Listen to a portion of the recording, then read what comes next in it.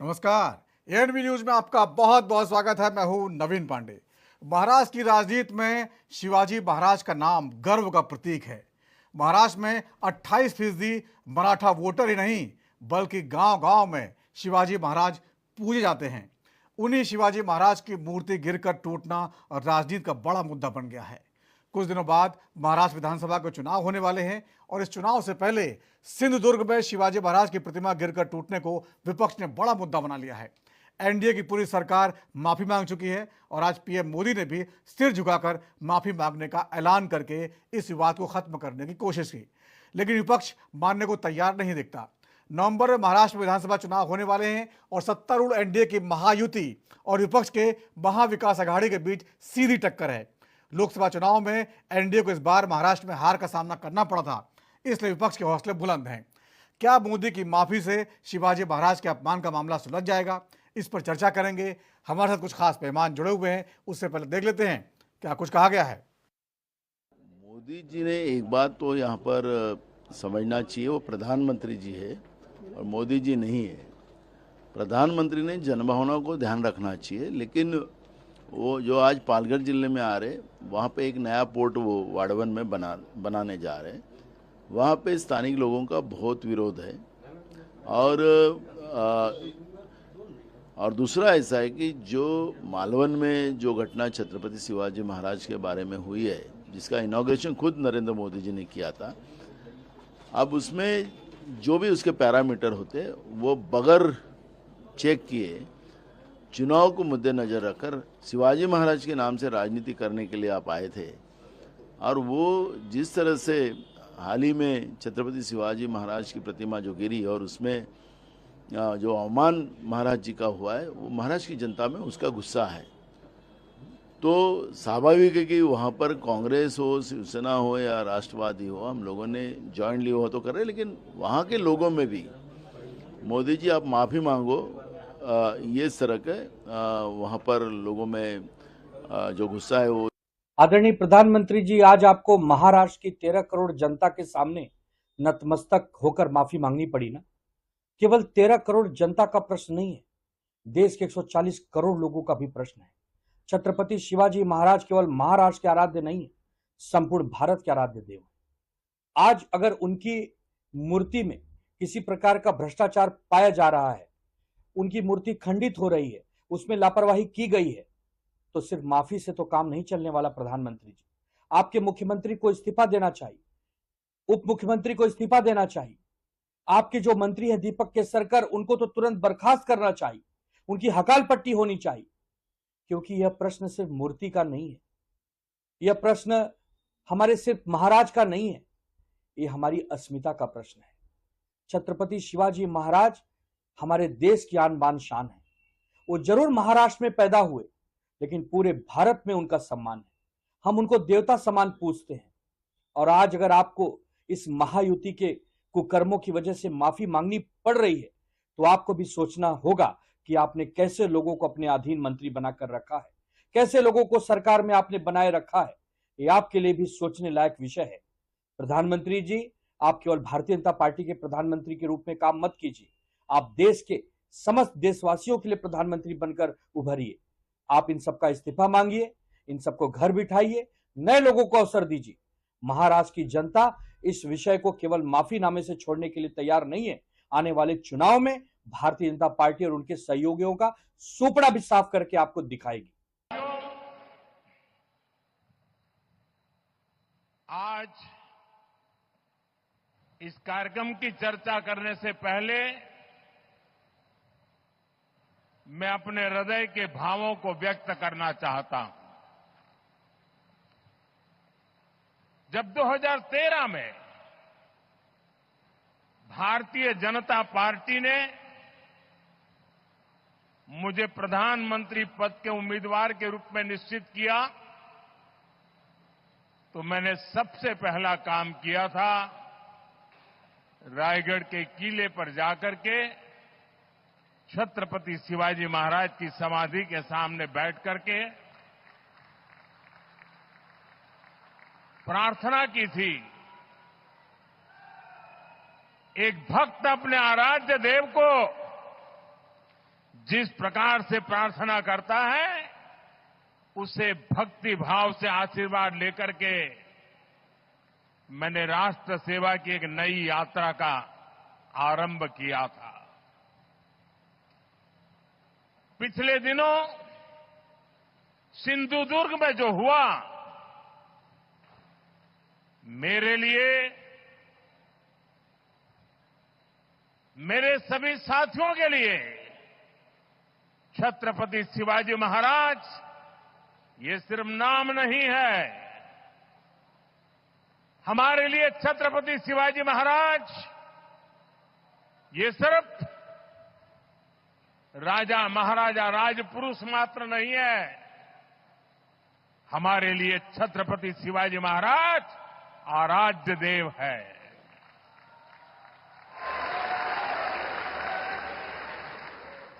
और मैं आज सर झुका करके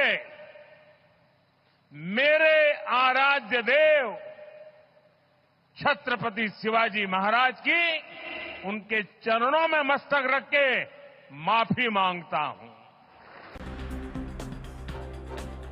से आज महाराष्ट्र में प्रधानमंत्री नरेंद्र मोदी पहुंचे हुए थे।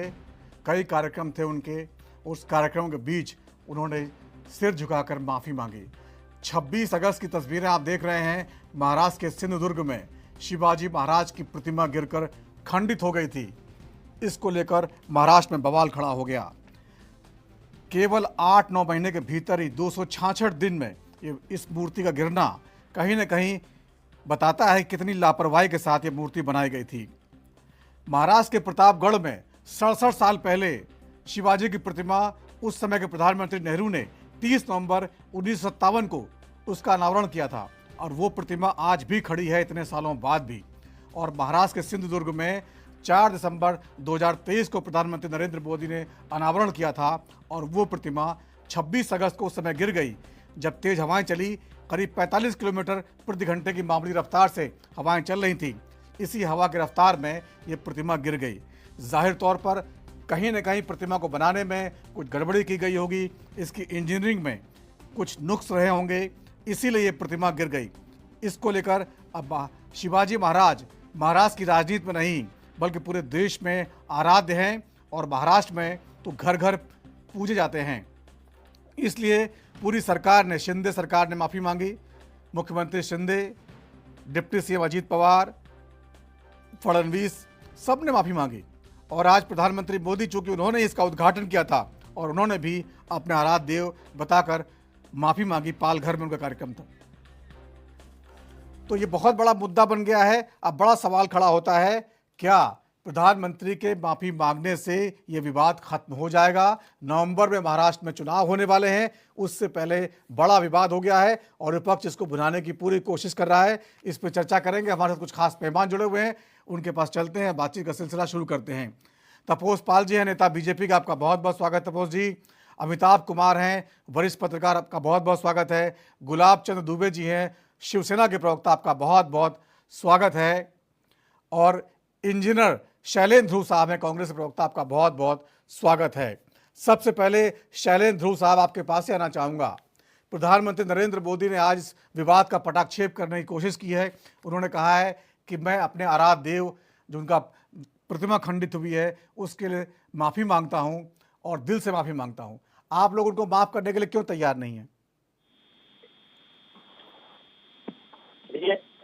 मैं देश के प्रधानमंत्री का जो उनका रवैया रहा है, अभी उनका बार बार प्रयास जो है, हमारे जो पूर्व प्रधानमंत्री नेहरू जी थे, उसे उनका हमेशा टारगेट रहता है।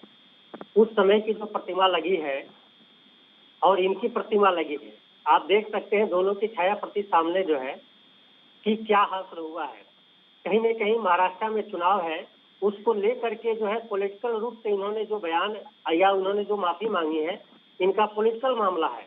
वैसे देखा जाए तो तमाम देश में इस तरह की कई घटनाएं हुई हैं, जो हमारे महापुरुषों की जो मूर्तियां लगाई गई हैं, कई जगहों पे तोड़ी गई हैं या इनके द्वारा सरकार द्वारा जो बनाई गई है, वो अल्प समय में ही कहीं न कहीं क्षतिग्रस्त हो गई है। तो ये कहीं न कहीं ये पॉलिटिकल इनका एक अपना इशू है, इसलिए हम लोग जो है चीजों को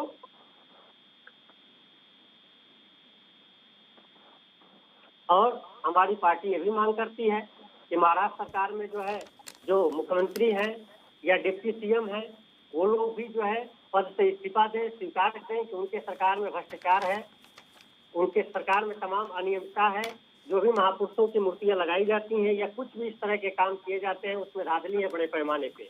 तो कहीं न कहीं हमारे महापुरुषों के साथ एक बहुत बड़ा जो है ये हमारे राष्ट्रहित के लिए ये ठीक नहीं है। तो हमारी ये भी मांग है। ठीक है। गुलाब चंद दुबे साहब, शिवसेना के प्रवक्ता शिंदे गुट के हमारे साथ जुड़े हुए हैं। गुलाब चंद जी, प्रधानमंत्री ने माफ़ी मांगी, मुख्यमंत्री ने माफ़ी मांगी, दोनों डिप्टी सीएम ने माफ़ी मांगी, उसके बाद विपक्ष मानने को तैयार नहीं है। आप बताइए आखिरकार क्या इस पर अब जो है कार्रवाई करेगी सरकार?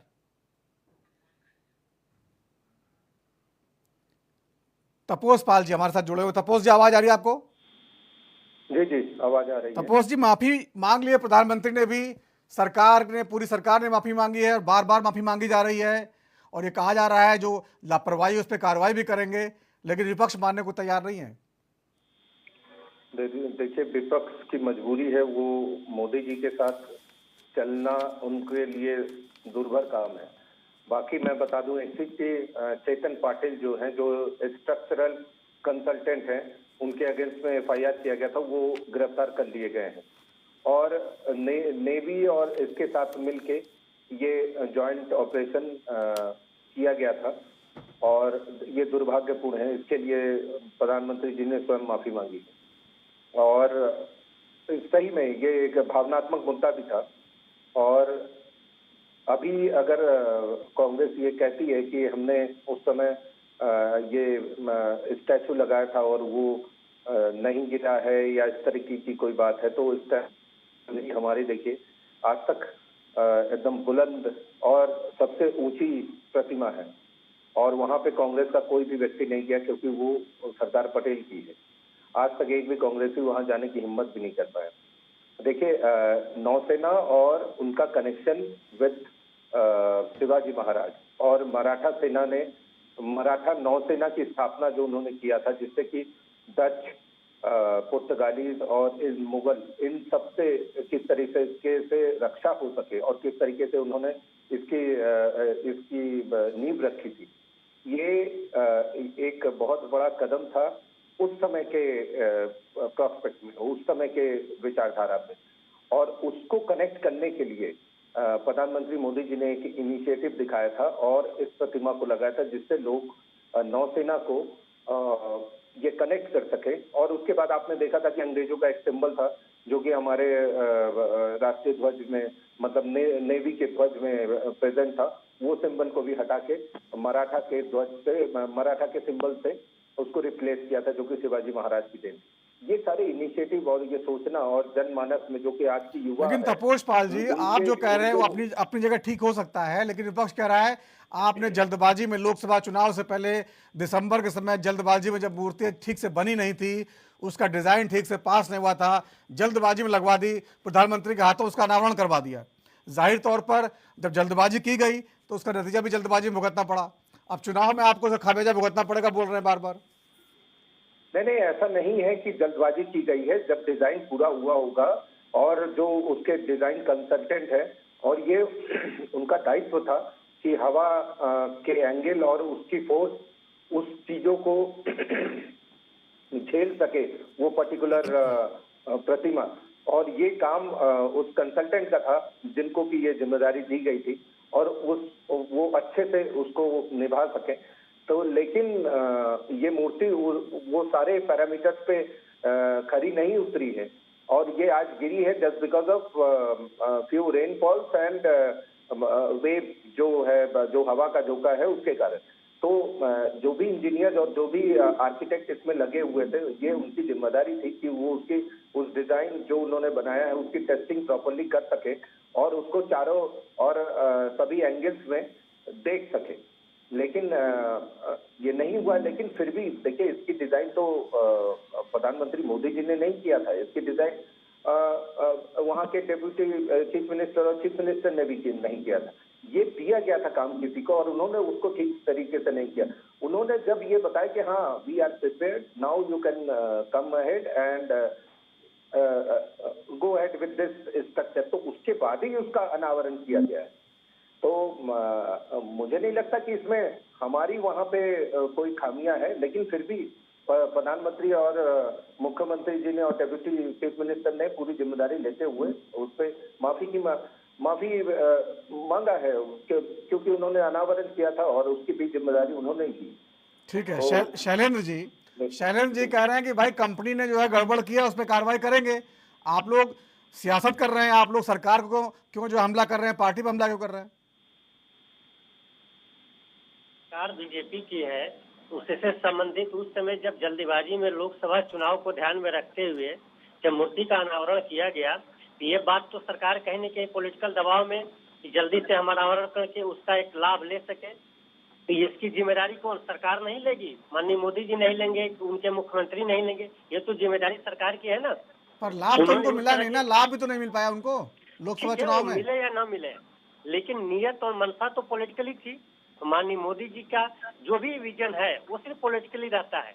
आप जो भी इनका अनावरण हुआ है आप उठा के देख लीजिए, वो एक्सप्रेसवे रहा हो या और जो भी योजनाएं हैं, वो बरसात के दिनों में या अनावरण जैसे चीजें होती हैं, चुनाव बीत जाता है, घोषणाएं हो जाती हैं, कार्यक्रम भी हो जाते हैं कि यहाँ पे इतने हजार करोड़ के, इतने लाख करोड़ के तमाम बड़े बड़े पैकेज इनके दिखाए जाते हैं, लेकिन धरातल पे उसका रिजल्ट कहीं दिख नहीं रहा है।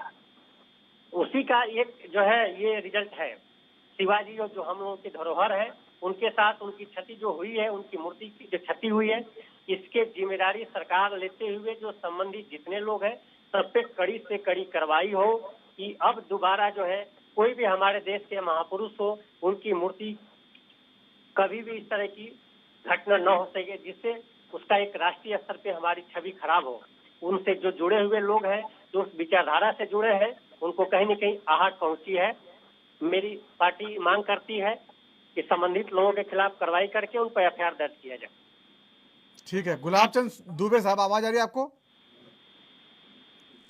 गुलाब चंद दुबे जी, आवाज आ रही है? बिल्कुल बिल्कुल आवाज आ रही है पांडे जी। ठीक है। शिंदे गुट के प्रवक्ता हैं जो सरकार में महाराष्ट्र के इस समय शामिल हैं आप। तो जिस तरह से आपने सुना, कांग्रेस प्रवक्ता लगातार कह रहे हैं कि भाई माफी से काम नहीं चलेगा, आप लोगों ने इसमें लापरवाही की है, करप्शन किया है। जो है नेवी का नाम आप लोग बार बार जो है मिसयूज ना करें, क्योंकि नेवी का इसमें कोई रोल नहीं था, सारा ठेका सरकार देती है। जी जी, देखिए पांडे जी, बात है कुछ ऐसी है कि जिस ढंग से टेक्निकल, पांडे जी किसी टेक्निकल खराबी की वजह से ये मूर्ति गिरती है, और मूर्ति गिरने का दुख महाराष्ट्र से लेकर के केंद्र तक, आदरणीय प्रधानमंत्री से लेकर के मुख्यमंत्री तक हम अपनी संवेदनाएं प्रकट करते हैं। ये दुख का विषय है मेरे लिए। छत्रपति शिवाजी महाराज के वंशज या महाराष्ट्र के सर्जवी से मैं आपको इसका बयां करना चाहूंगा कि ये कांग्रेस वाले क्या समझेंगे वीर सावरकर जी को, छत्रपति शिवाजी महाराज को। अरे जिन हिंदू स्वराज की कल्पना की है छत्रपति शिवाजी महाराज, हिंदू हृदय सम्राट माननी वाला साहब ठाकरे, उनके नाम पर पूरा आजीवन उनके अस्मिता को, उनको महाराज कह करके हमेशा सम्मान देते रहे। आदरणीय वीर सावरकर के ऊपर टिप्पणी करते हैं कांग्रेस वाले, उनके लिए आदरणीय उद्धव ठाकरे साहब चुप बैठ जाते हैं। ये मराठा युग परंपरा को ये क्या समझेंगे? सच तो ये है पांडे जी कि मुख्यमंत्री से लेकर के प्रधानमंत्री माफी मांगते हैं, तो उनके चरणों में नतमस्तक होते हैं कि जो कुछ भी हुआ अच्छा नहीं हुआ, ये एक दुखद घटना है। इसके बावजूद भी विपक्ष को विरोध करने का क्या अभिप्राय बनता है? पांडे जी, कल्पना किया जा सकता है जिस चीज पे माफी मांगी जा सकती है कि कुछ हमारी खामियां रही होगी, वो चाहे इंजीनियर रही हो, चाहे हमारे करने कराने में होगी, इसके भ्रष्टाचार की कहां की बात आ गई? अरे कुछ तो शर्म लिया करो। ऐसे बदलापुर में जो परिस्थिति बनी, वहां पे सलाखों के पीछे अपराधी को 24 घंटे के अंदर भेजा जाता है, फिर भी आंदोलन। आज मूर्ति वहां पे गिरती है, उसके ऊपर आंदोलन। उसमें क्या हम सरकार, उसमें क्या हमारी गलती हो सकती है? क्या उसकी गलती की बात की जा सकती है? कला निदेशालय ने यह कहा कि मैंने 5 फुट की मूर्ति बनाने के लिए कहा था, ये गलती नौसेना की है। फिर उसके बाद ये कहते हैं इसके लिए कि मुझे कहीं मिट्टी का मॉडल लाया गया था। हम किसी की गलती माने बगैर हम स्वीकार कर देते हैं चीज के लिए कि जो कुछ भी हुआ वो एक दुखद घटना है, उसके ऊपर मैं खेद प्रकट करता हूं और मैं देश से और उस घटना के नतमस्तक होकर के मुख्यमंत्री से लेकर के प्रधानमंत्री तक क्षमा मांगते हैं। ठीक ये है। अस्मिता की बात करते हैं, ये अस्मिता, कांग्रेस वाले अस्मिता की बात करें, इनको तो शर्म आनी चाहिए इसके लिए कि वीर सावरकर के ऊपर टिप्पणी करते हैं और यहाँ के मराठा उसी और आवाज नहीं आती। एक अभी पांडे जी कांग्रेस का एक कोई प्रवक्ता अभी भी हाल में महाराष्ट्र की भूमि के पर मराठाओं के ऊपर इस तरह में टिप्पणी की, उनको रेपिस्ट किया गया, तब किसी के मुंह में मैंने दही जमाई हुई थी, कोई आवाज नहीं निकली।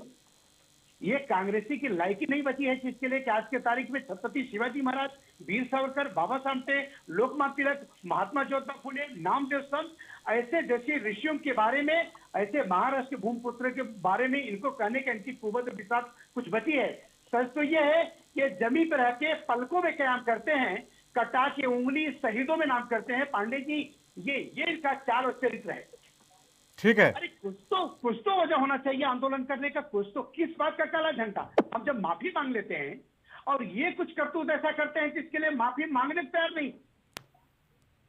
जी पांडे जी। ठीक है अमिताभ कुमार जी, जिस तरह से ये पूरा वाकया हुआ उसको एक नज़र हम डाल लेते हैं। पिछले साल अगस्त 2023 में इस मूर्ति को बनाने का ठेका जो है नेवी के जरिए एक कलाकार जयदीप आप्टे को दिया गया। मेसर्स आर्टिस्ट्री उनकी कंपनी थी, उसने ठेका लिया और दिसंबर में मूर्ति तैयार करके दी। ये भी बताया गया, जो खबरें आ रही हैं, पहले मिट्टी की बननी थी लेकिन बाद में ये जो है ब्रास की बनाई गई। लेकिन इस मूर्ति के लगने के बाद इसका आनन फानन में अनावरण कराया गया और फरवरी में उसी कलाकार ने कहा कि मुझे पूरा पैसा नहीं मिला, उसमें कुछ नट बोल्ट ढीले हो गए, इसकी रिपोर्ट कराई गई थी कुछ दिन पहले, उस पर ध्यान नहीं दिया गया। जून में रिपेयरिंग भी करने आए वो कलाकार जिन्होंने इसको बनवाया था, मेसर्स आर्टिस्ट्री वाले। यानी कहीं ना कहीं मूर्ति बनने के बाद जो है ये साफ लग रहा था कि ये प्रॉपर काम ढंग से नहीं हुआ।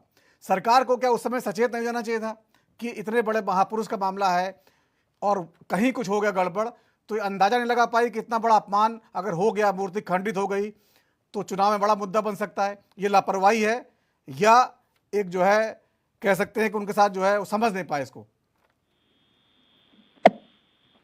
नहीं, चुनाव के लिहाज से निश्चित रूप से ये बड़ा मुद्दा है। पूरे देश के महाराष्ट्र में भी खास करके ज्यादा लोगों का दिली जुड़ाव है और बड़े महत्वपूर्ण ये घटना थी नौसेना के लिए। शिवाजी एक थे जिन्होंने हमारे देश में नौसेना को बहुत अच्छा मुकाम दिया था और प्रधानमंत्री जी ने उसका उद्घाटन किया था, तो इससे समझ में आता है कि कितना महत्वपूर्ण कार्य। ये बहुत शुद्ध रूप से सीधा भ्रष्टाचार का मामला है, भाई भतीजावाद का मामला है। भले ही नेवी ने किया है, इसमें जांच ये भी होनी चाहिए कि इसके जो देने की जो प्रक्रिया अपनाई गई थी उसमें क्या क्या खामियां थी, उसमें किस तरह के तरीके से इस व्यक्ति को दिया गया और कोई इंजीनियर इसमें इंगेज था कि नहीं, नेवी का इंजीनियर, सरकार का इंजीनियर, ये लोग क्या कर रहे थे, ये क्या कर रहे थे। मतलब अब गलत शब्द आ रहे हैं मुंह में ना, वो भंग खा के पड़े हुए थे टाइप के। भ्रष्टाचार जब होता है ना तो उसमें सुपरविजन खत्म हो जाता है, क्योंकि आपने कुछ खा लिया है, अब आपका मुंह बंद है। इतना पैसा उस पर खर्च हुआ है, 2,36,00,000 2 करोड़ 40 लाख के आसपास दिया गया है। हाँ, और जो 35 फीट ऊंची प्रतिमा थी। हाँ, तो इसमें जो है ना निश्चित रूप से भयानक भ्रष्टाचार है और अपने लोगों को काम दे करके और किसी भी तरह काम कराएं। सिस्टम जो है ना, असल में ऊपर केवल सरकार बदलने से काम, सिस्टम पे को ठीक करने का जो काम है कहीं ना कहीं स्टेट लेवल पे अभी भी बहुत गड़बड़ है। और वही बाबू लोग जो हैं वो अपनी हरकतों से बाज नहीं आ रहे हैं। नेता भी उनके ऊपर नजर रखने के बजाय, काम ठीक से करवाने के बजाय बस अपना हिस्सा लेके मस्त रहते हैं कि वो तो काम कराएगा ही, उसका जिम्मा अभी जो पकड़ा जाएगा, जयदीप आपके पकड़ा जाएगा, उसको पैसे नहीं मिल रहे तो हो सकता है उसको समय पे पैसे नहीं मिले हो, पूरे पैसे नहीं मिले हो, उसको कहा गया हो कि काम तुमने ले लिया पूरा करो, उसने औने पौने तब वो घटिया क्वालिटी का इस्तेमाल करके सामान, क्योंकि देखिए नेवी के अंडर में था, ये बहुत गंभीर बात है। नेवी का काम ही है समुद्र में चलना, उसके जहाज, उसको पता होता है कि जंग लगना और हवाओं का प्रभाव क्या होता है किसी भी धातु। और हवा भी अमिताभ जी केवल 45 किलोमीटर है, बहुत आम हवा है। इतना तो छोटा मोटा आंधी तूफान आदमी निकल लेते हैं इतने। नेवी इसकी मास्टर होती है। ऊपरी हवाओं से धातुओं पे क्या प्रभाव पड़ता है और हवाओं के गति का क्या प्रभाव पड़ता है, वो मास्टर होती है। तो ये छोटी गलती नहीं है, ये कोई निगम का बनवाया हुआ मूर्ति नहीं है। वो महाभ्रष्ट है तो, और उसको समझ नहीं है, उसने बना दिया किसी तरह अपना पैसा निकाल लो।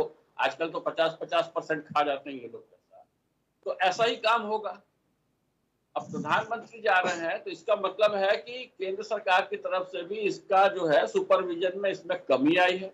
और जब शिकायतें आ रही थी उसके बाद भी इसके ऊपर त्वरित कार्रवाई का नहीं होना, उचित मरम्मत नहीं होना, ये बताता है कि ये कितने लापरवाह घटिया लोग बैठे हुए हैं जो इस तरह के ठेके देते हैं। मुझे लगता है कि इस सिस्टम में बहुत जबरदस्त चेंजेस की जरूरत है। जो ठेका दिया जाता है उसकी प्रक्रिया में बहुत चेंज की जरूरत है। अब उसमें आम नागरिकों को शामिल करने की जरूरत है, सरकारी बाबुओं को एकदम किनारे किए जाने की जरूरत है।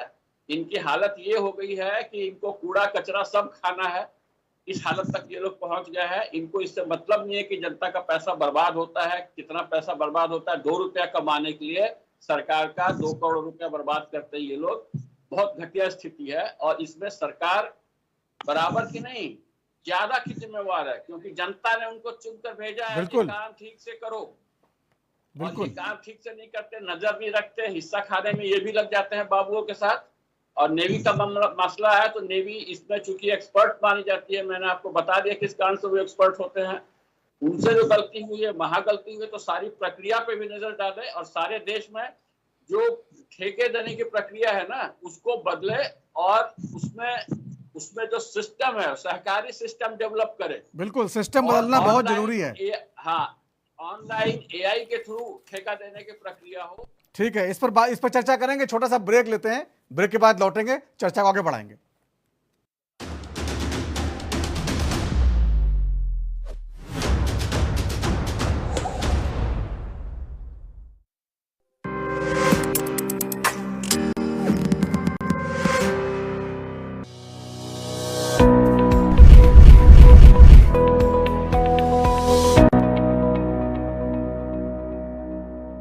ਮੁੱਖ ਮੰਤਰੀ ਭਗਵੰਤ ਸਿੰਘ ਮਾਨ ਜੀ ਦੀ ਉਸਾਰੂ ਸੋਚ ਦੇ ਨਾਲ ਪੰਜਾਬ ਅੰਦਰ ਖੇਡ ਸੱਭਿਆਚਾਰ ਨੂੰ ਉਤਸ਼ਾਹਿਤ ਕਰਨ ਦੇ ਉਦੇਸ਼ ਦੇ ਨਾਲ ਖੇਡਾਂ ਵਤਨ ਪੰਜਾਬ ਦੀਆਂ ਸ਼ੁਰੂ ਕੀਤੀਆਂ। ਹੁਣ ਤੱਕ 2 ਵਾਰ ਹੋ ਚੁੱਕੀਆਂ ਖੇਡਾਂ ਵਤਨ ਪੰਜਾਬ ਦੀਆਂ ਨੂੰ ਪੰਜਾਬ ਵਾਸੀਆਂ ਤੇ ਖਿਡਾਰੀਆਂ ਦਾ ਭਰਵਾਂ ਹੁੰਗਾਰਾ ਮਿਲਿਆ। ਮੈਂ ਖੁਦ ਇੱਕ ਬਹੁਤ ਵੱਡਾ ਸਪੋਰਟਸ ਲਵਰ ਹਾਂ, ਮੈਂ ਖੇਡਾਂ ਨੂੰ ਪਿਆਰ ਕਰਦਾ। ਮੈਂ ਚਾਹੁੰਦਾ ਕਿ ਖਿਡਾਰੀ ਜਿਹੜੇ ਨੇ ਜਦੋਂ ਖੇਡ ਰਹੇ ਹੋਣ ਉਹਨਾਂ ਨੂੰ ਕੋਈ ਘਰ ਦੀ ਚਿੰਤਾ ਨਾ ਹੋਵੇ, ਖਾਣ ਪੀਣ ਦੀ ਰੋਟੀ ਪਾਣੀ ਦੀ ਚਿੰਤਾ ਨਾ ਹੋਵੇ, ਉਹਨਾਂ ਨੂੰ ਆਪਣੇ ਪਰਿਵਾਰ ਦੀ ਆਰਥਿਕਤਾ ਦੀ ਚਿੰਤਾ ਨਾ ਹੋਵੇ, ਤਾਂ ਉਹ ਵਧੀਆ ਖੇਡਣਗੇ।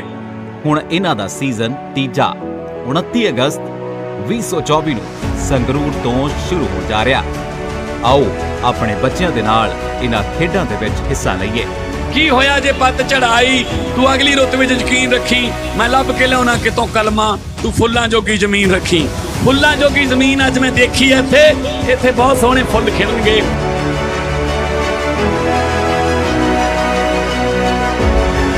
ਖੇਡਾਂ ਦੇ ਵਿੱਚ ਪੰਜਾਬ ਅਵਲ ਦਰਜੇ ਤੇ ਲੈ ਕੇ ਆਉਣਾ, ਉਹਦੇ ਵਾਸਤੇ ਤੁਹਾਡਾ ਸਾਰਿਆਂ ਦਾ ਸਹਿਯੋਗ ਚਾਹੀਦਾ।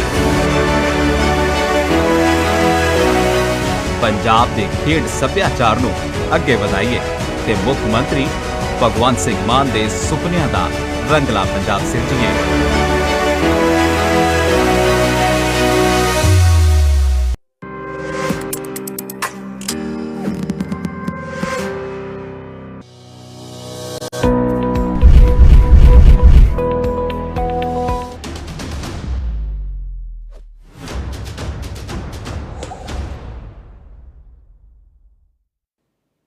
और ब्रेक के बाद राजधर में एक बार फिर आपका स्वागत है। आज बात कर रहे हैं, प्रधानमंत्री नरेंद्र मोदी ने महाराष्ट्र के पालघर में पहुंचकर आज उस हादसे के लिए माफ़ी मांगी जो 26 अगस्त को सिंधुदुर्ग में शिवाजी महाराज की प्रतिमा खंडित हो गई थी, गिर के टूट गई थी। 35 फुट ऊंची प्रतिमा, 45 किलोमीटर की हवाएं चल रही थी। इतनी कम हवा में भी, इतनी कम तेज हवा में भी इस प्रतिमा का गिरना कहीं ना कहीं बताता है कि बहुत बड़े पैमाने पर लापरवाही हुई है। सरकार बुरी तरह घिर गई है महाराष्ट्र की, जहां पर एनडीए की गठबंधन सरकार है। सभी ने माफ़ी मांगी है, आज प्रधानमंत्री मोदी ने भी माफ़ी मांगी, लेकिन क्या माफ़ी मांगने के बाद ये मुद्दा खत्म हो गया है? क्या चुनाव में मुद्दा नहीं बनेगा? इन तमाम सवालों पर चर्चा कर रहे हैं। हमारे कुछ खास मेहमान जुड़े हुए हैं, उनके पास चलते हैं, बातचीत शुरू करते हैं। तपोस पाल जी हैं, नेता बीजेपी के। अमिताभ कुमार जी हैं, वरिष्ठ पत्रकार। गुलाब चंद दुबे जी हैं, शिवसेना सिंधे गुट के प्रवक्ता। और शैलेंद्र ध्रुव साहब हैं, कांग्रेस के प्रवक्ता। तपोस पाल जी, आपके पास आना चाहूँगा। जिस तरह से आपने सुना, अमिताभ कुमार जी ने साफ साफ कहा कि ठेके देने में जिस तरह से आजकल सरकारें लापरवाही दिखाती हैं और बीच के जो बाबू हैं वो इसमें करप्शन करते हैं। इतने बड़े काम को लेकर, इतने जो शिवाजी महाराज हैं, महाराष्ट्र में घर घर पूज्य हैं, पूरे देश में जिनको जो है हर हिंदुस्तानी गौरव से जिनका नाम लेता है, उनकी प्रतिमा जब बन रही थी, एक ऐतिहासिक कार्य हो रहा था, उसमें भी कहीं ना कहीं लापरवाही हो जाती है। तो ये क्या बताता है कि सरकार, आप माने ना माने, कि बहुत बड़े पैमाने पर जो है लापरवाही हुई और चुनाव में इसका खामियाजा आपको भुगतना पड़ेगा।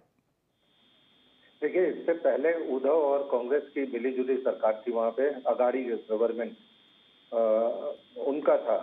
तो उसके बाद फिर हमारी सरकार बनी और जो आप कह रहे हैं मशीनरी ठीक करने की बात, हाँ बिल्कुल एक्सेप्टेड है।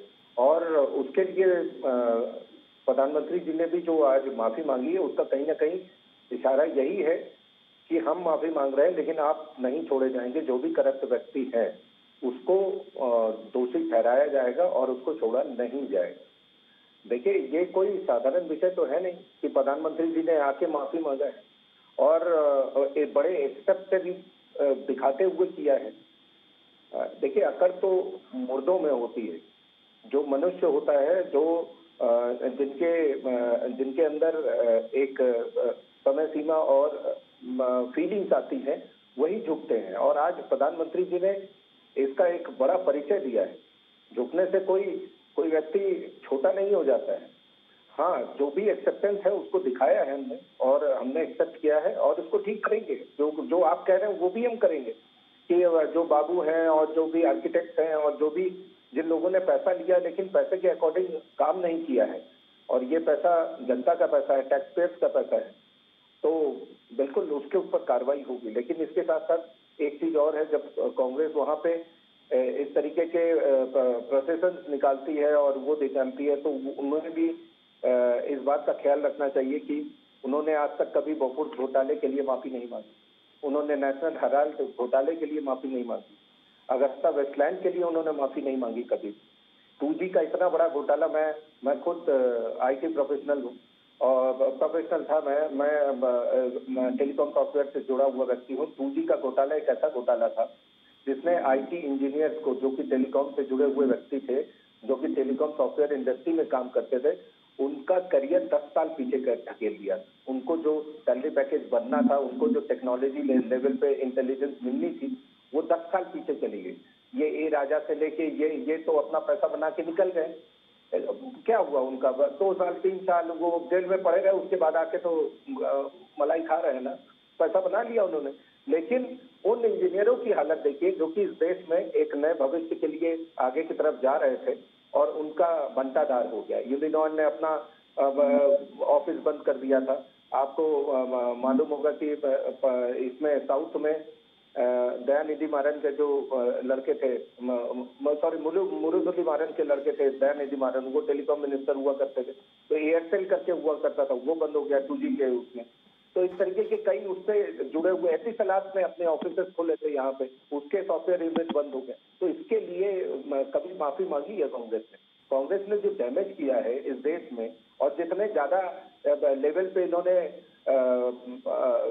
मतलब फंडामेंटल लेवल पे इन्होंने जो चोट पहुंचाई, ठीक है, फंडामेंटल लेवल पे चोट पहुंचाई है, इस पर जवाब लेंगे जो है कांग्रेस प्रवक्ता। छोटा सा ब्रेक रुकते हैं, उसका फौरन लौटते हैं।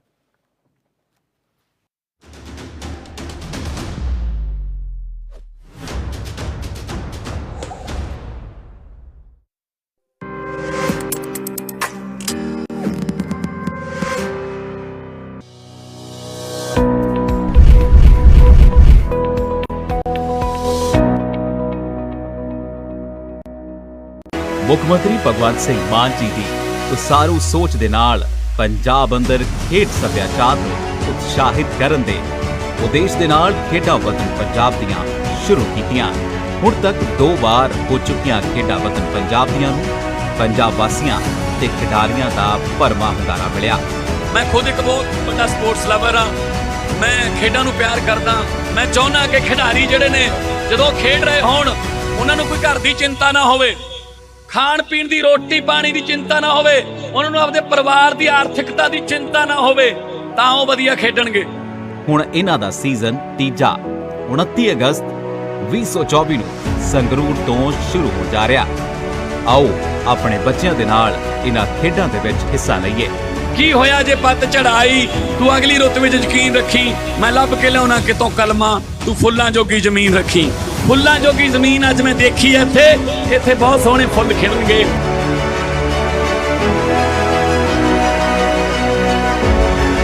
ਖੇਡਾਂ ਦੇ ਵਿੱਚ ਪੰਜਾਬ ਅੱਵਲ ਦਰਜੇ ਤੇ ਲੈ ਕੇ ਆਉਣਾ, ਉਹਦੇ ਵਾਸਤੇ ਤੁਹਾਡਾ ਸਾਰਿਆਂ ਦਾ ਸਹਿਯੋਗ ਚਾਹੀਦਾ। ਪੰਜਾਬ ਦੇ ਖੇਡ ਸੱਭਿਆਚਾਰ ਨੂੰ ਅੱਗੇ ਵਧਾਈਏ ਤੇ ਮੁੱਖ ਮੰਤਰੀ ਭਗਵੰਤ ਸਿੰਘ ਮਾਨ ਦੇ ਸੁਪਨਿਆਂ ਦਾ ਰੰਗਲਾ ਪੰਜਾਬ ਸਿਰਜੀਏ।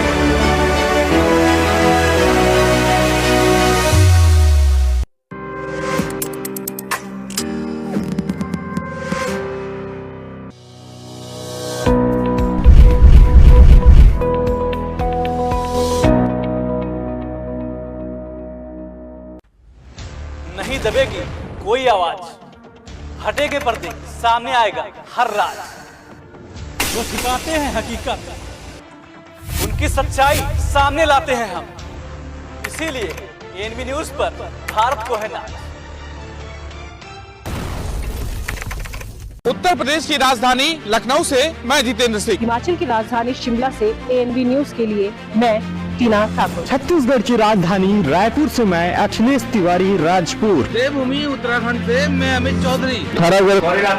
राजनांदगांव वाराणसी चंबा भूतपुर गुरुग्राम खरौना फरीदाबाद लुधियाना हरिद्वार रुड़की सीतापुर गौतम बुद्ध नगर अमेठी फरोजाबाद चित्रकूट हमीरपुर कानपुर नगर से एएनबी न्यूज के लिए मैं सत्यम गोस्वामी।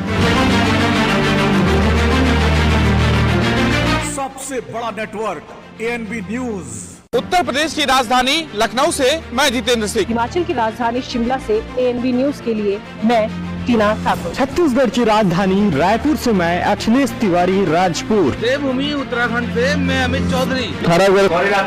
राजनांदगांव वाराणसी।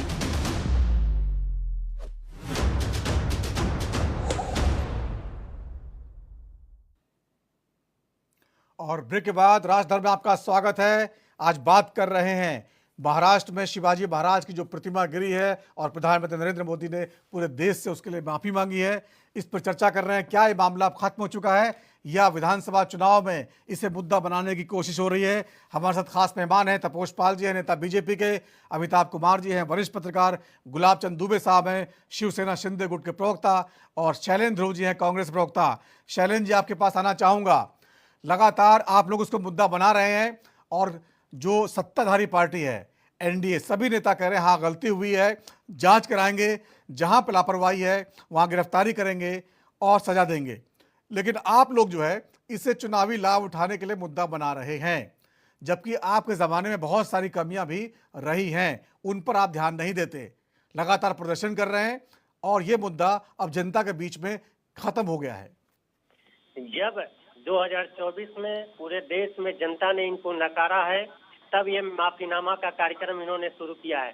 मैं 10 सालों के कार्यकाल में माननीय मोदी जी से पूछना चाहता हूँ, भारतीय जनता पार्टी के जो बैठे हुए हैं हमारे, इनसे मैं पूछना चाहता हूँ कि जो देश में नोटबंदी में हजारों की संख्या में लोग शहीद हुए, उसके लिए माफी मांगे हैं कभी मोदी जी? अभी जो हमारे नौजवान आरडीएक्स जब हमारे देश में आ करके हमारे कम से कम 35 से 40 नौजवान शहीद हो गए, आज तक पता नहीं चल पाया। इतने बड़े पैमाने पर आरडीएक्स देश में आया तो कैसे आया? मैं पूछना चाहता हूँ, उसके लिए माफी होगी? मोदी जी को जब जनता ने नकारा है, पूरे देश से बुरी तरीके से इनको हराया है, तब इनको एहसास हुआ है। नहीं तो मोदी जी आज तक न कभी प्रेस कॉन्फ्रेंस किए, न अपने नोटबंदी में हजारों लोग शहीद हुए, कोरोना में हजारों लोग शहीद हुए, देश में प्रतिदिन बॉर्डर पे हमारे नौजवान शहीद हो रहे हैं, लेकिन भारतीय जनता पार्टी के लोग, माननीय मोदी जी कभी भी उस देश के लोगों से माफी नहीं मांगे हैं। जब जनता ने इनको देश से नकार रही है, कई प्रदेशों में इनको बुरी तरह से शिकस्त मिली है, तब जाके मोदी जी ने जो है माफी मांगना अपना शुरू किया है, अपनी गलतियों को स्वीकार किया है।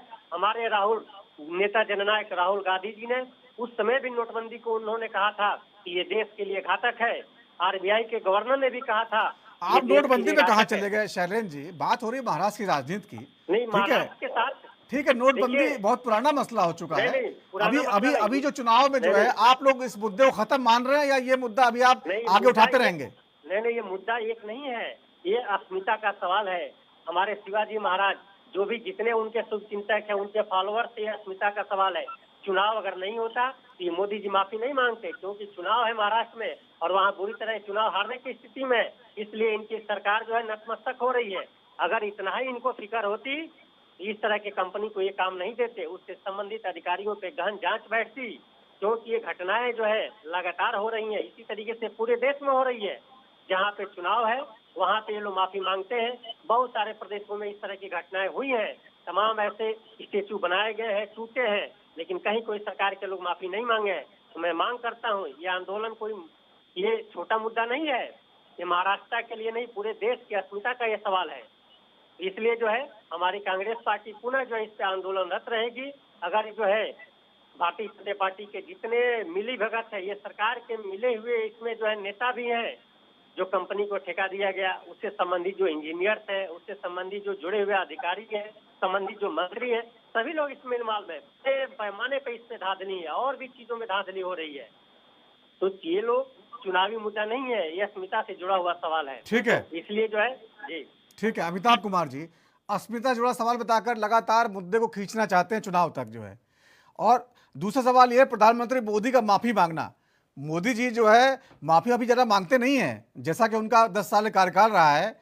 अगर वो माफी मांग रहे हैं, खुद आके पूरी सरकार माफी मांग रही है, तो जाहिर तौर पर उन्होंने अपनी तरफ से जो अधिकतम कर सकते थे कर दिया है। आपको लगता है कुछ और करना बचा है? आखिरकार विपक्ष आंदोलन करेगा, मुद्दा बनाएगा, इसका जवाब कैसे देंगे ये लोग? देखिए, पहली बात तो ये कि हम जिस विषय पे बात कर रहे हैं, मुझे लगता है कि प्रवक्ताओं को भी उस पर ही रहना चाहिए जी। बात अभी हो रही है, शिवाजी की मूर्ति गिरी है, उसमें क्या कमियां रही, तो आप कांग्रेस के दिनों की बात गिनाएं, नोटबंदी पे चले गए, कांग्रेस नोटबंदी माफीनामे की बात कर रहा हूं, मैं आपके ही कार्यकाल की बात कर रहा हूँ। ये चुनाव 2024 हारने के बाद ये हुई है। इसमें नहीं बोली। ठीक है, आ रहा हूँ, सुन लीजिए। मैं स्पष्ट कहता हूँ कि कोई भी जो है सब्जेक्ट से इधर उधर ना जाए, व्यर्थ की बातें करें। आज जिस सब्जेक्ट पे बात हो रही है उस पर कीजिए ना। इसका मतलब है कि आपके पास विषय के संबंधित कुछ खास जानकारी है नहीं, विचार है नहीं। बीच में नहीं बोले सर, बीच में नहीं बोलिए।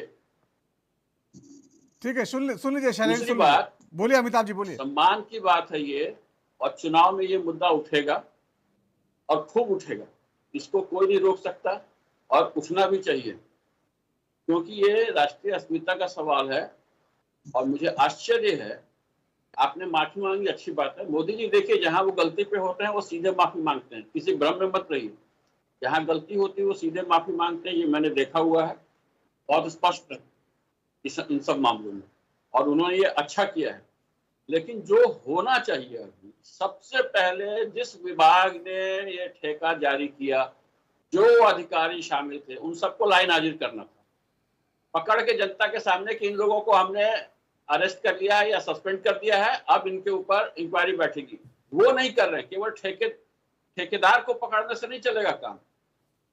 और दूसरा जो इंजीनियर है वहां पे, जिसको केवल वो प्लेटफॉर्म बनाने का जिम्मा था, उसको खाली पकड़ने से काम नहीं चलेगा। ठेके की प्रक्रिया में जो लोग शामिल थे, नेवी के जो अधिकारी कर्मचारी और सरकार के, महाराष्ट्र सरकार के जो अधिकारी कर्मचारी शामिल थे, उन सबको इमीडिएट उनका नाम सामने रख करके इन सबको हमने सस्पेंड किया। अब जांच पूरी होगी, उसके बाद तय होगा, जिसकी गलती निकलेगी उसको सजा दी जाएगी। तो ये अगर करते हैं तो समझ में आता है कि सचमुच बहुत गंभीर है सरकार, और ये लोगों को राहत भी देगी। एक्शन ये होता है, माफी मांगना बहुत जरूरी है, क्योंकि सम्मान का मसला था ये, वो बहुत सबसे ऊपर चीजें होती हैं। लेकिन कार्रवाई आप काम करते भी दिखना चाहिए। बातों से केवल बहला दीजिएगा तो देश की व्यवस्था नहीं सुधरेगी। कांग्रेसों ने इस देश को इसके रग रग में भ्रष्टाचार को इस तरह से पेबस्त कर दिया है कि उससे निकलना बहुत मुश्किल हो रहा है। सारा सिस्टम करप्ट है, आम जनता करप्ट है। आप किसी ऑफिस में एक गांव का आदमी भी जाता है ना तो उसको पता है कि उसकी जेब खाली होगी तब बाहर निकलेगा वो। तो इन सब चीजों से लड़ने के लिए बहुत गहरे स्तर पर काम करने की जरूरत है। केंद्र और राज्य सरकारों को मिलकर काम करने की जरूरत है। खाली बातों से कुछ नहीं होने वाला है। और ये मुद्दा सामने आया है, इसको इसलिए भी ज्यादा हवा मिलेगी क्योंकि विपक्षी दल जो है अभी तक कोई बड़ा भ्रष्टाचार केंद्र सरकार के मसलों पे अभी तक नहीं पकड़ पाए हैं। जैसे उस समय 2G और 4G और कोयला और इन सब मसले जब आया करते थे, तो इसलिए इस मसले को छोड़ेंगे नहीं। भाजपा को इसके लिए तैयार रहना चाहिए और छोड़ना चाहिए भी नहीं, मेरा कहना। ठीक है, गुलाब चंद दुबे साहब, सरकार आपकी है, सीएम साहब आपके हैं, ठीक है, तो अब तक 8 दिन हो चुके हैं। फौरन आप लोग कमेटी बना देनी चाहिए, जांच की कमेटी घोषित कर देनी चाहिए थी। आखिरकार कहाँ पे गलती हुई है? हो सकता है मूर्ति बनाने में सामान जो है, सामग्री वो ठीक न लगाई गई हो सकता है जो चबूतरा जिस पे वो खड़ा है उसको बनाने में ठेकेदार ने ठीक से काम ना किया गया हो, इंजीनियरिंग गड़बड़ हो, सामग्री गड़बड़ हो, बहुत सारी चीज़ें हैं जिनकी जांच जरूरी है। और आप लोग ने एक गिरफ्तारी भी की है, लेकिन जांच का आदेश नहीं दिया गया। इतना बड़ा मुद्दा चुनाव में बनने जा रहा है, आप भी मानते हैं माफी मांगने के बाद ये मुद्दा शांत होने वाला नहीं है। सुन लिया आपने भी कांग्रेस क्या कह रही है, लगातार प्रोटेस्ट कर रही है। जनता को समझाने के लिए कुछ तो करना पड़ेगा ना आपको। जी नवीन जी, माफी मांगने का मतलब ही होता है, इसका अभिप्राय ही होता है कि कहीं न कहीं गलती हुई है और गलती के बाद ही माफीनामा का प्रश्न बनता है। प्रधानमंत्री से लेकर के मुख्यमंत्री माफी मांगे। अब आप अपने डिबेट पे खुद ही कांग्रेस के प्रवक्ता आदरणीय अमिताभ जी से खुद ही कह रहे हैं चीज के लिए कि प्रधानमंत्री से लेकर मुख्यमंत्री से मांगा, विपक्ष क्या चाहता है। मैं भी आपके चैनल के माध्यम से जानना चाहता हूं कि विपक्ष चाहता क्या। ये रही बात, कहीं न कहीं गलती हुई, उसका खामियाजा भुगतना पड़ा। एक महाराज जी की मूर्ति गिरी और उसको अभी भी अनावरण किया गया, बेहद दुख है, पूरी संवेदना है इस बात को लेकर। इसलिए हम लोग नतमस्तक होकर, मैं भी आपके चैनल पे शिवसेना का एक राष्ट्रीय प्रवक्ता होने के नाते नतमस्तक होकर माफी मांगता हूं मैं भी। अब मैं इनसे पूछना चाहता हूं कांग्रेस के लोगों से, अभी भी 2 साल पहले इतना बड़ा इन्होंने क्या, पालघर में दौड़ा करके साधुओं को मारा गया, इन्होंने क्या माफी मांगा? कोरोना काल में 100 बैग को लेकर के भ्रष्टाचार हुए, खिचड़ी को लेकर के भ्रष्टाचार हुए और पकड़े गए, क्या इन्होंने माफी मांगा? तमाम इनके कार्यकाल में ऐसे भ्रष्टाचार हुए, क्या इन्होंने माफी मांगी? अरे आज एक मूर्ति गिरती है, दुख है हम लोगों को। हमारा पूरा एनडीए महायुति माफी मांग रहा है और तुरंत SIT का गठन कर रहा है। और वहां आपसे से लेकर के जितने संबंधित अधिकारी, खनिज वरिष्ठ अधिकारी है नवीन पांडे जी, सब भागे फिर रहे हैं और बहुत जल्द वो उनको खामियाजा भुगतना पड़ेगा, इसमें कोई संदेह नहीं। अब रही बात विपक्ष को, आने वाले नवंबर या अक्टूबर के बीच चुनाव होने हैं विधानसभा के, उसके लिए मुद्दा बनाना चाहते हैं। जनमानस, जनता जनार्दन जागरूक है, अच्छी तरह समझती है, बहुत अच्छी तरह समझ चुकी है चीज के लिए कि मुझे क्या करना है। सच तो है, ये कितना भी मुद्दा बना ले, ये इस मुद्दे से कुछ भी इनको फायदा होने वाला नहीं है। पुनः हमारी महायुति की सरकार स्थापित होने जा रही है, इसलिए हम कोई अगर मुझसे गलती हुई तो हम गलती स्वीकार करते हैं। ये गलती करके खुद कभी गलती मानने को तैयार नहीं। जैसे मैंने एक उदाहरण दिया पालघर के बारे में, इसको क्या कहना, अभी बहुत से इतिहास कहानी नहीं है। अभी बीते हुए 2 साल पहले उन्होंने क्या किया, कुछ नहीं किया, तो गलती स्वीकार करके माफी मांगते हैं। लेकिन दुबे साहब, चलिए आपकी बात मान लेते हैं कि ये जनता पे असर नहीं पड़ेगा, लेकिन चुनाव जीतने की जहां तक बात कर रहे हैं, आपका जो गठबंधन है उसमें एकता की कमी है बहुत ज्यादा। तानाजी सावंत लगातार बयान दे रहे हैं, सुना होगा आपने। तानाजी सावंत तो आपके बहुत अच्छे वरिष्ठ मंत्री हैं, वो कह रहे हैं तो मुझे उल्टी आती है इनके साथ बैठने में, अजीत पवार के मंत्रियों के साथ। अब इस तरह का बयान देंगे तो क्या अजीत पवार गुट आपको सपोर्ट करेगा? वो तो कहीं ना कहीं निपटाएगा ना जी। अगर तानाजी ने ये बात कही है, हम इसको नवीन जी उनका व्यक्तिगत मत मान सकता हूं। जब तक हमारे इस महायुति में अजीत दादा का, देवेंद्र फडणवीस जी का, एकनाथ शिंदे जी का संघर्ष, संगठन, संरचना के अंशों को समायोजित कर एकता के माध्यम से हमारी महायुति संकल्पित है। एक किसी व्यक्ति की, किसी का स्टेटमेंट है, कमिटमेंट है, उल्टी से लेकर के दुबे साहब वो लेकर के किसी कोई हैं बयान क्या? करता है, वो उसको किसी हैं? तानाजी सावंत आपके सबसे वरिष्ठ नेताओं में से एक हैं, शिंदे जी के खासम खास हैं, कैबिनेट मंत्री हैं, वो किसी में कैसे आ गए? और उनका बयान है और आप लोग जो इतने आसानी से उसको निपटा रहे हैं।